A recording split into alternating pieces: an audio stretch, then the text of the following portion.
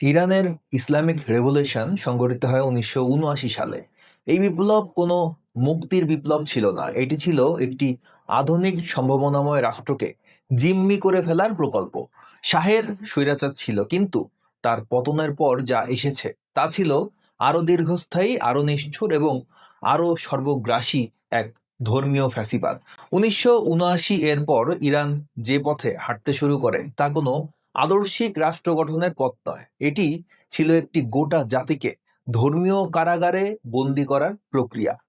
Ayatollah Ruhullah Khomeini ক্ষমতায় আসেন গণতন্ত্রের মাধ্যমে নয়, বরং গণমানুষের আবেগের সাথে প্রতারণা করে। খোমেনির আগমনকে এভাবেই উদযাপন করেছিল তৎকালীন ইরানের নারীরা। তিনি প্রথমে স্বাধীনতা, ন্যায় বিচার ও দুর্নীতি মুক্ত সমাজের কথা বলেন, কিন্তু ক্ষমতায় এসেই তিনি সেই সব প্রতিশ্রুতি বাতিল করেন। বিপ্লবের কয়েক মাসের মধ্যেই বামপন্থী, উদারপন্থী, ধর্মনিরপেক্ষ ও নারী আন্দোলনের নেতাদের একে একে দমন করা হয়। বিপ্লব যারা করেছিল তাদের অনেককেই ফাঁসি দেওয়া হয়। অর্থাৎ ইসলামিক রেভলিউশন শুরু থেকেই নিজের সন্তানদের খেয়ে বেঁচে থাকা এক নৃশংস শাসনে পরিণত হয়। খোমেনি ভেলায়েত এ ফকিহ নামে যে ব্যবস্থা চাপিয়ে দেন, সেটি ছিল মূলত সর্বময় ক্ষমতার কাঠামো, যেখানে একজন ধর্মীয় নেতা রাষ্ট্র, বিচার, সেনাবাহিনী, গণমাধ্যম সবকিছুর ওপরে অবস্থান করে। এই ব্যবস্থায় জনগণের ভোটের মূল্য কার্যত শূন্য। নির্বাচিত প্রেসিডেন্ট থাকলেও তিনি ক্ষমতাহীন। প্রকৃত শাসক হলো সর্বোচ্চ নেতা এবং তার পোষা সামরিক বাহিনী, ইসলামিক রেভলিউশনারি গার্ড কর্পস বা IRGC। ইরানের ইসলামিক শাসনের সবচেয়ে বড় এবং সবচেয়ে পরিকল্পিত শিকার হয়েছে ইরানের নারীরা। 1979 সালের ইসলামিক বিপ্লবের আগে ইরান ছিল মধ্যপ্রাচ্যের সবচেয়ে নারী অগ্রসর রাষ্ট্রগুলোর একটি, যা আজ ইচ্ছাকৃতভাবে ভুলিয়ে দেওয়া হয়েছে। সেই সময় ইরানি নারীরা শুধু গৃহস্থালির গণ্ডিতে আবদ্ধ ছিলেন না, তারা রাষ্ট্র, বিচার ব্যবস্থা, শিক্ষা, সংস্কৃতির সক্রিয় অংশ ছিলেন। বিপ্লবের আগে ইরানের নারীরা ভোটাধিকার ভোগ করতেন এবং সংসদে নির্বাচিত হয়ে প্রতিনিধিত্ব করতেন। তারা মন্ত্রী হিসাবে দায়িত্ব পালন করেছেন, বিচারক হিসাবে আদালতে রায় দিয়েছেন এবং কূটনীতিক ও উচ্চ পদস্থ সরকারি কর্মকর্তা হিসাবেও কাজ করেছে। নারী বিচারকদের সংখ্যা কম ছিল না, তারা পারিবারিক ও ফৌজদারি মামলায় পুরুষদের সমান ক্ষমতা নিয়ে কাজ করতেন। বিশ্ববিদ্যালয়গুলোতে নারী শিক্ষার্থীর সংখ্যা দ্রুত বাড়ছিল, বিশেষ করে চিকিৎসা, প্রকৌশল, আইন ও মানববিদ্যায়। সেই সময় নারীদের পোশাক ছিল ব্যক্তিগত পছন্দের বিষয়। কেউ হিজাব পরতেন, কেউ পরতেন না, রাষ্ট্র এতে হস্তক্ষেপ করতো না। নারীরা কর্মস্থলে, রাস্তায়, সাংস্কৃতিক অনুষ্ঠানে বা পর্যটন এলাকায় স্বাধীনভাবে চলাফেরা করতেন। নারী শিল্পী, অভিনেত্রী, গায়িকা ও লেখকরা প্রকাশ্যে কাজ করতেন এবং আন্তর্জাতিক অঙ্গনেও পরিচিত ছিলেন। এই সামাজিক অগ্রগতি হঠাৎ করে আসেনি, এটি ছিল দশকের পর দশক ধরে গড়ে ওঠা একটি সংস্কৃতির ফল, যেখানে পার্সিয়ান সভ্যতা, ধর্মনিরপেক্ষ শিক্ষা এবং আধুনিক রাষ্ট্র ব্যবস্থা একসঙ্গে সহাবস্থান করছিল। ইসলাম ব্যক্তিগত বিশ্বাস হিসেবে ছিল, কিন্তু রাষ্ট্রের অস্ত্র ছিল না। ফলে নারীকে নিয়ন্ত্রণ করার জন্য ধর্মকে ব্যবহার করার সুযোগ তখনও তৈরি হয়নি। 1979 পর এই সমস্ত অর্জন এক ঝটকায় মুছে ফেলা হয়। ইসলামিক শাসন নারীর ওপর প্রথম আঘাতটি হানে আইন দিয়ে। বাধ্যতামূলক হিজাব, পারিবারিক আইনে বৈষম্য, আদালতে নারীর সাক্ষ্যের অবমূল্যায়ন। নারী বিচারকদের এক রাতের মধ্যে পদচ্যুত করা হয়, অনেককে বাধ্য করা হয় অবসর নিতে, অনেককে দেশ ছাড়তে হয়। নারীদের রাজনীতি ও প্রশাসনের উচ্চপদ থেকে সরিয়ে দেওয়া হয় পরিকল্পিতভাবে। ইসলামিক শাসন আসার পর প্রথম যে আইনগুলো করা হয় তার কেন্দ্রে ছিল নারীকে নিয়ন্ত্রণ করা। বাধ্যতামূলক হিজাব আইন চালু করা হয় বন্দুকের জোরে, এটাই ইসলামের নির্দেশ। সাথে সাথে এটি ছিল পুরুষতান্ত্রিক ক্ষমতা প্রদর্শনের হাতিয়ারও। এই শরিয়া আইনের অধীনে নারী আর পূর্ণ মানুষ নয়, সে অর্ধেক সাক্ষী, অর্ধেক উত্তরাধিকারী, স্বামীর অধীন এক নাগরিক। রাষ্ট্র নারীকে তার শরীর ঢাকতে বাধ্য করে, কিন্তু তার জীবন, নিরাপত্তা ও মর্যাদা রক্ষা করতে ব্যর্থ হয়। মোরালিটি পুলিশ নামে এক সশস্ত্র গুন্ডা বাহিনী রাস্তায় নারীদের থামায়, চুল দেখা যাচ্ছে কিনা পরীক্ষা করে, পোশাক মেপে দেখে। এটি কোনো সভ্য রাষ্ট্রের আইন প্রয়োগ ব্যবস্থা হতে পারে না। এটি একটি ধর্মীয় ফ্যাসিবাদী শাসনের প্রকাশ্য নিপীড়ন যন্ত্র, এটি রাষ্ট্রীয় সন্ত্রাস। মাহসা আমিনীর হত্যা এই সন্ত্রাসের প্রতীক।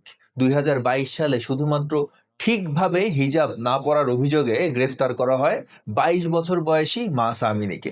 পুলিশ হেফাজতে তার মৃত্যু হয়। এটি কোনো দুর্ঘটনা নয়, এটি একটি হত্যাকাণ্ড। রাষ্ট্র তাকে হত্যা করেছে, তারপর মিথ্যা বলেছে। এই একটি মৃত্যু ইরানের লাখো নারীর জীবনের গল্পকে উন্মোচিত করে দেয়। এজন্যই তার মৃত্যুর পর যে আন্দোলন শুরু হয় সেটি শুধু হিজাব বিরোধী আন্দোলন ছিল না, এটি ছিল শরিয়া রাষ্ট্রের বিরুদ্ধে একটি অস্তিত্বের লড়াই। আজ ইরানে যে আন্দোলন চলছে সেটি হঠাৎ করে শুরু হয়নি। খামেনি প্রশাসন দ্রব্যমূল্য নিয়ন্ত্রণে সম্পূর্ণ ব্যর্থ হয়েছে। নিত্য প্রয়োজনীয় জিনিসের দাম আকাশ ছোঁয়া। রুটি, তেল, দুধ সবকিছু সাধারণ মানুষের নাগালের বাইরে চলে গেছে। ইরানি মুদ্রা রিয়াল ডলারের বিপরীতে ইতিহাসের সর্বনিম্ন পর্যায়ে নেমে যায়। মানুষের সঞ্চয় রাতারাতি মূল্যহীন কাগজে পরিণত হয়েছে। ব্যবসায়ী ও সাধারণ মানুষ সরকারের উপর রাগে ক্ষোভে রাস্তায় নেমেছে, প্রতিবাদ জানিয়েছে। এই অর্থনৈতিক ধ্বংস কোনো প্রাকৃতিক দুর্যোগের ফল নয়, এটি খামেনির নীতি, নিষেধাজ্ঞা, উস্কানি, সামরিকীকরণ এবং দুর্নীতির সরাসরি ফল। ইসলামিক রেভলিউশনারি গার্ড দেশের অর্থনীতির বিশাল অংশ নিয়ন্ত্রণ করে। তারা জবাবদিহিহীন, করমুক্ত এবং আইনের ঊর্ধ্বে। ফলে সাধারণ জনগণের জন্য কোনো ন্যায্য বাজার ব্যবস্থা নেই। যখন মানুষ রাস্তায় নামে, তারা নারী, ছাত্র, শ্রমিক, শিক্ষক, যে পেশারই হন না কেন, তখন খামেনি প্রশাসনের একমাত্র জবাব হয় গুলি। নিরাপত্তা বাহিনী নিরস্ত্র মানুষের উপর সরাসরি গুলি চালায়। বহু তরুণ চোখে গুলি খেয়ে অন্ধ হয়েছে। হাজার হাজার মানুষ নিহত হয়েছে।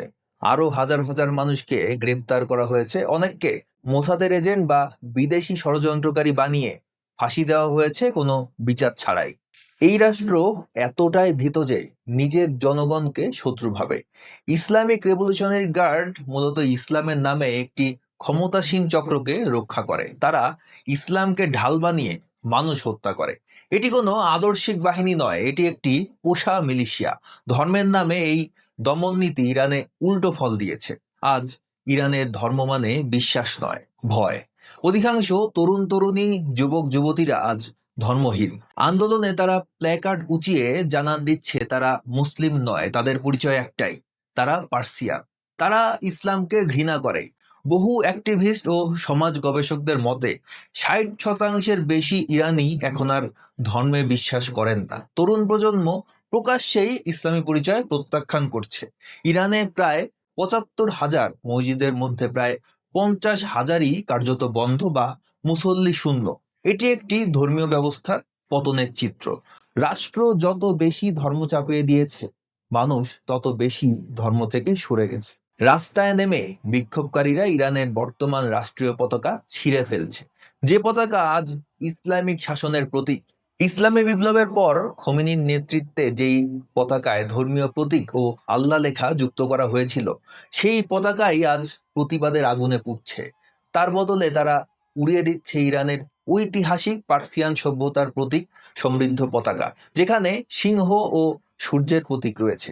এটি বলে দেয় ইরান খামেনির নয়, ইরান কোনো মোল্লাতন্ত্রের সম্পত্তি নয়, ইরান একটি প্রাচীন সভ্যতার দেশ যাকে ধর্মীয় শাসন জিম্মি করে রেখেছে।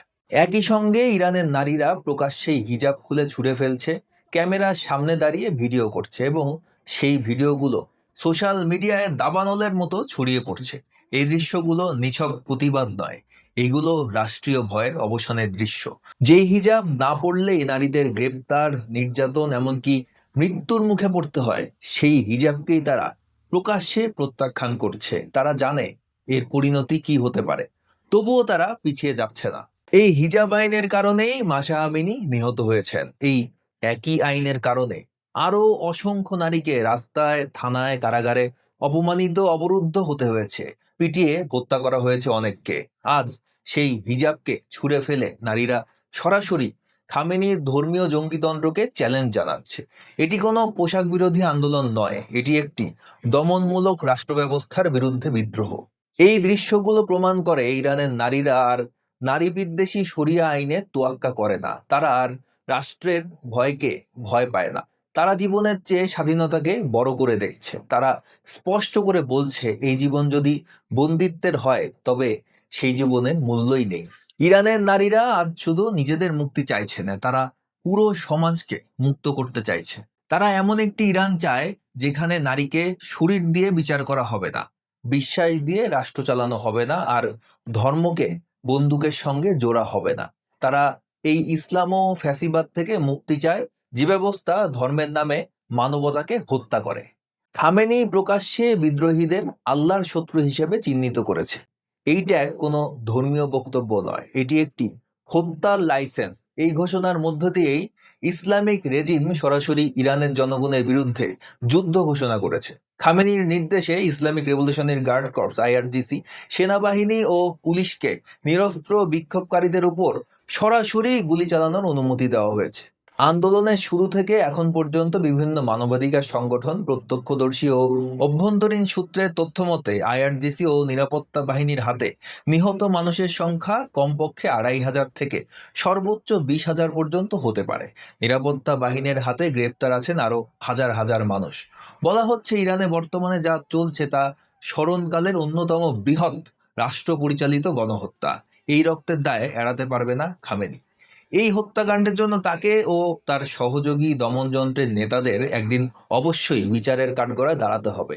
এত মানুষের রক্ত, এতগুলো তাজা প্রাণ কখনোই বৃথা যেতে পারে না।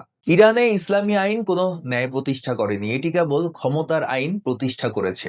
খামেনি প্রশাসন ইরানকে উন্নত করেনি, তারা ইরানকে পিছিয়ে দিয়েছে কয়েক দশক। এই বাস্তবতায় আজ ইরানের রাস্তায় লেখা আছে গ্রাফিতিতে, স্লোগানে, রক্তে। মানুষ আর সংস্কার চায় না, তারা এই ধর্মীয় শাসনের অবসান চায়। কারণ তারা বুঝে গেছে এই ব্যবস্থা শুধুই দমন করে, বাঁচায় না। আজ না হোক কাল ইরান মুক্তি পাবে। ইরানের জনগণ ছিঁড়ে ফেলবে ধর্মের নামে চাপিয়ে দেওয়া এই শিকল। তারা মুক্তি পাবে একটি জঘন্য, নিষ্ঠুর ও মানবতা বিরোধী শাসন ব্যবস্থা, ইসলাম ও ফ্যাসিজমের হাত থেকে, যে ব্যবস্থা ধর্মকে বিশ্বাস নয় বরং মানুষ দমন ও হত্যার অস্ত্র বানিয়েছে। ইতিহাস কোনোদিন এই শাসনকে ক্ষমা করবে না, আর ইরানের জনগণ তো নয়। ভিডিওটি ভালো লাগলে লাইক করুন, কমেন্ট করুন, শেয়ার করুন, অবশ্যই চ্যানেলটিকে সাবস্ক্রাইব করুন। সকলকে ধন্যবাদ।